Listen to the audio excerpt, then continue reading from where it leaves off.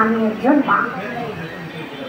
এখানে উপস্থিত সবাইকে জানাই আমার যথাযোগ্য সম্ভাষণ। তার সাথে জানাই এনকেআর স্টুডিওকে অসীম কৃতজ্ঞতা, কারণ এত সুন্দর একটি ভাবনা আমাদের মধ্য দিয়ে উপস্থাপন করার জন্য।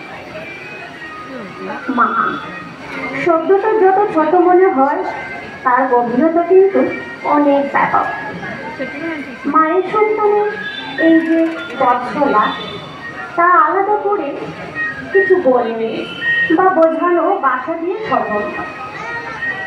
এই অটুট সম্পর্কই যেন এক প্রতীকী রূপ আজকের এই মায়ের সন্তানের পথ চলা।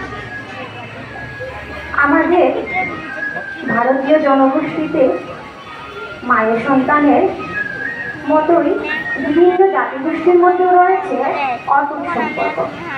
মা হচ্ছে সন্তানের অবিচ্ছেদ্য অঙ্গ। তাই আজ আমি এসেছি বাঙালি বধূরূপে, যা আমার আত্মপরিচয়।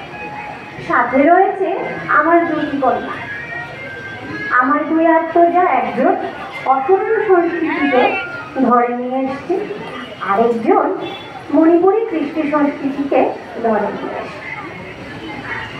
সবার মতো আমারও একটি ইচ্ছা ঠাকুরের কাছে, আমার সন্তান যেন সবসময় দুধে ভাতে থাকে। ধন্যবাদ, ধন্যবাদ দর্শক মণ্ডলী, ধন্যবাদ সবাইকে। এবং দুটি মেয়েকে ধন্যবাদ না দিয়ে পারছি না, কারণ এত গরমে ওরা আমার সঙ্গে দিতেই আমি যা যা বলেছি শুনেছে এবং আমার সঙ্গে দাঁড়িয়ে আছে। ধন্যবাদ।